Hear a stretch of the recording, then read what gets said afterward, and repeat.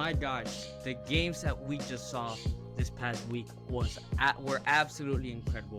We saw about 7 goals, and 6 of them happened in one game. Let's get to it, to the Champions League first leg reaction.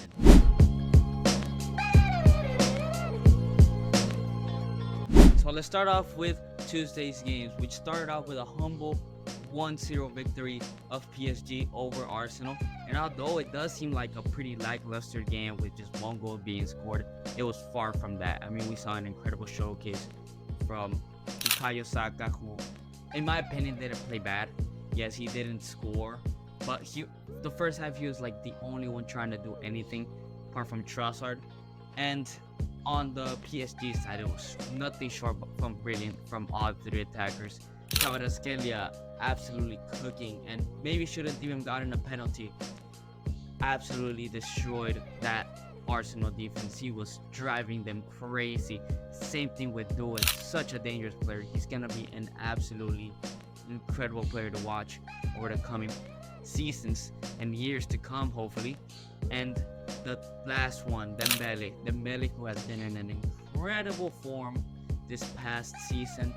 He once again shows up for PSG, scoring the only goal very early on in the match. Yeah, there wasn't a deflection. I'm not sure, I don't remember.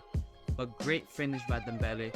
He continues his scoring run, and now he could have brought PSG closer to the Champions League final. Now, why do I say that? Because this was a result that PSG got away from home against a Arsenal team who, granted, a very poor Real Madrid, but destroyed that Real Madrid, and honestly played a pretty good game on Tuesday.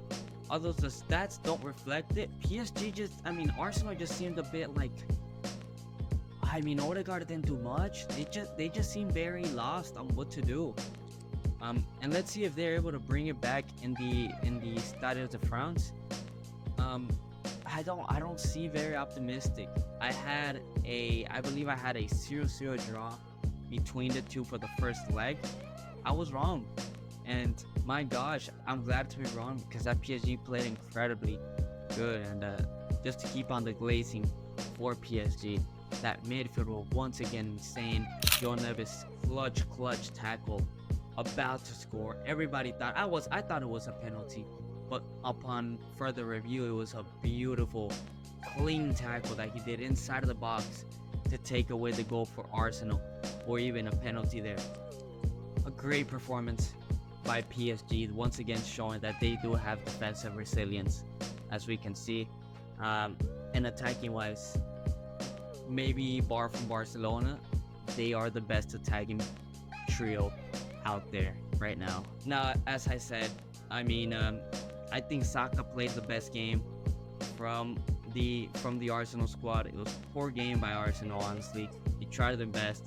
Declan Rice also played pretty well, and also David Raya did some pretty good saves. But Lewis Skelly, he was not the same Lewis Skelly he was against Real Madrid.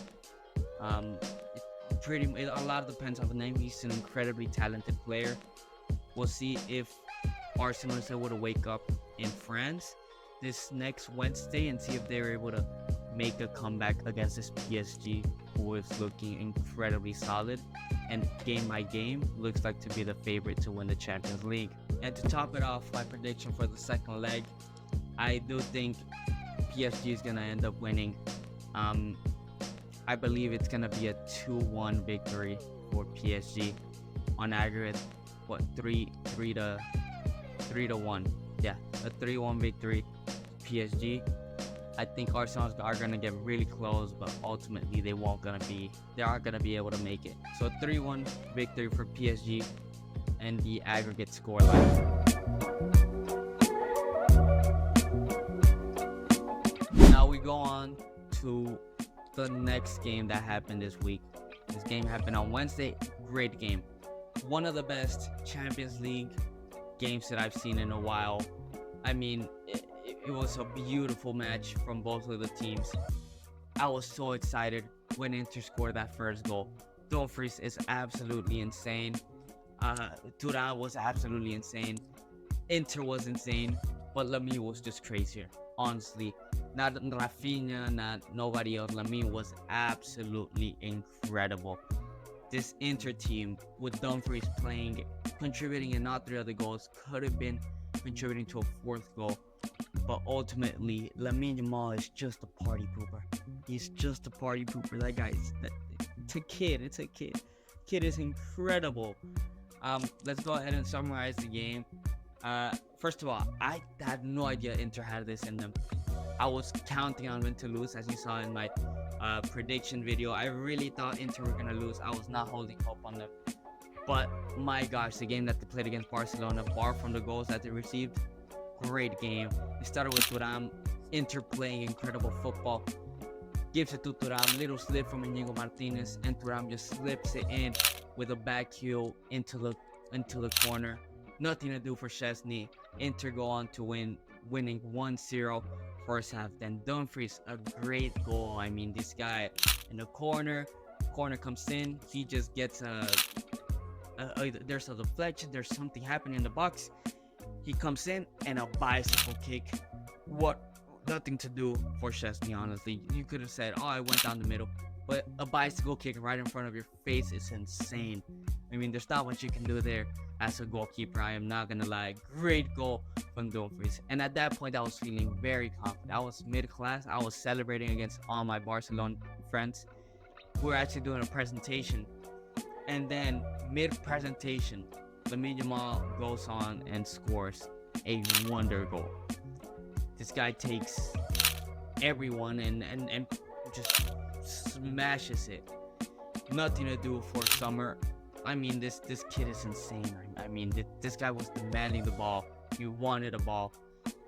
And 2-0. I thought Barca was going to choke it. I really did not think Barca was going to make it. But Lamine Yamal just started demanding it.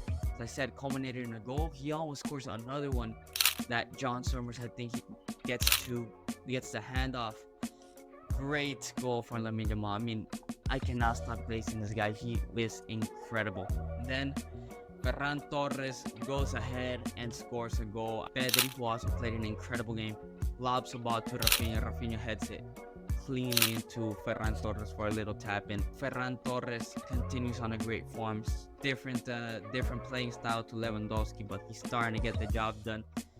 And it begs the question, is Barcelona ready to let go Lewandowski? Do they already have their starter 9 in Ferran Torres? I don't know. It's a lot of questions that maybe the Barcelona fans should have. I mean, he has not been playing bad at all. Great finish of Ferran Torres. Pedri is also out of this world. Absolutely insane, man. You really got to do a lot to stop Lamine Yamal and Pedri. They're literally the motor of Barcelona. Anyways, minute 64, Dumfries scores. And my gosh, I was so excited. 3-2, Dumfries scores. However, Barca gets a corner. Pedri takes it out. Lamine fakes it. Lets Rafinha crack at it from outside of the box. Hits the crossbar and it hits the back of Jan Sommer. Super unlucky for Jan Sommer. A great goalkeeper. Counts as an own goal. Great shot for Rafinha, but counts as an own goal. And it goes up 3-3. Inter could not hold back. This Barcelona, Inter, who are considered to be one of the best defensive squads, is not able to hold Lamine Yamal and Pedri. Goodness gracious. And then around the minute 70th, 70 something, there is this ball from Dumfries once again. Beautiful ball to, I believe it was Mkhitaryan. Scores the goal. My gosh, it was offside by a toe. By a toe, it was offside. What a pass for Dumfries, though. The curvature on that ball was beautiful. And to be that closely offside, but it's offside. It's sad. It was a beautiful play from Inter Milan, but an offside is an offside. I know they want to propose the Wenger rule. That would have counted under the Wenger rule, but then you still suffer the same issue on whether it's the same millimetrical thing, man. You might as well just keep it as it is. Honestly, it's frustrating, but a toe is a toe. An offside is an offside. There's no red or blue area. It's an offside from Inter, unluckily. The game ends 3-3.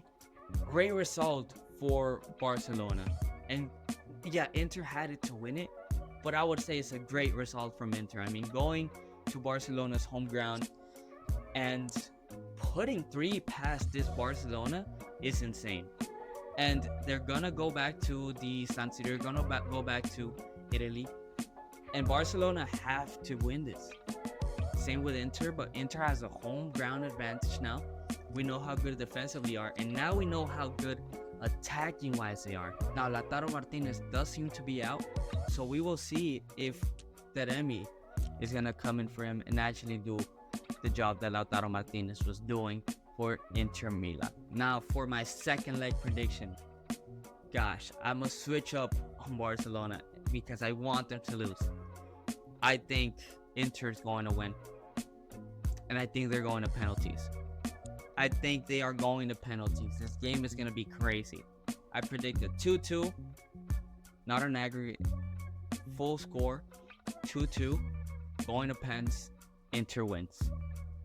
And my gosh, if that happens, I can't wait for Barcelona to lose. My 2 finalists that I have going on to the final after the second leg are Inter Milan and PSG are going to be facing in the Champions League final 2025 in Munich.